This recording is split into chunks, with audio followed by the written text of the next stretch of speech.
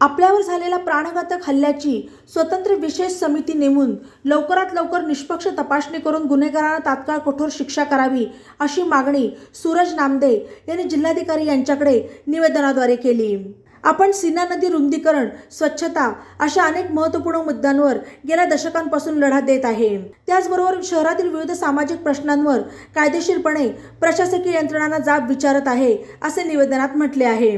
गौरी घुमटतील रहिवासी परिसराच्या जवळच तुळजाभवानी मंदिर, पार्वतीबाई डहाणूकर शाळा, जिल्हा परिषद अंगणवाडी, स्वातंत्र्यवीर सावरकर उद्यान इत्यादी सामाजिक आणि शैक्षणिक संस्था असताना हॉटेलच्या नावाखाली अवैध दारूचा गुत्ता आणि सट्टा, मटका, जुगार, धूम्रपान असे अवैध धंदे बेकायदेशीरपणे चालू आहेत असे निवेदनात नमूद करण्यात आले।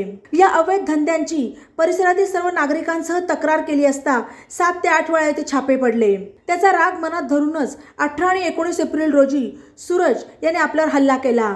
या हल्ल्यातून आपण बालंबाल बचावलो, परंतु हा हल्ला म्हणजे अहमदनगर महानगरपालिका क्षेत्रात अराजकता पसरली असल्याचा एक पुरावाच आहे। त्यामुळे सदर प्रकरणाची एक स्वतंत्र विशेष समिती नेमून लवकरात लवकर निष्पक्ष तपासणी करून गुन्हेगारांना तात्काळ कठोर शिक्षा करावी आणि न्याय मिळवून द्यावा अशी मागणी नामदे यांनी निवेदनात केली आहे। बातम्यांसाठी ई नवा मराठा YouTube चॅनलला सबस्क्राइब करा आणि बेल आयकॉनवर प्रेस करा।